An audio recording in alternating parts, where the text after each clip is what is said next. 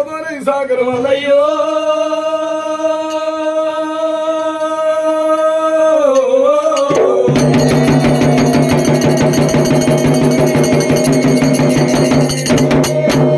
స్వామి కొత్త గుండ తెచ్చినం కోనేట్ల ముంచినం బోనమంట వండి నీకు ఆరగింపు చేసినము ఆరగింపు చేసి పోవు భగవంతా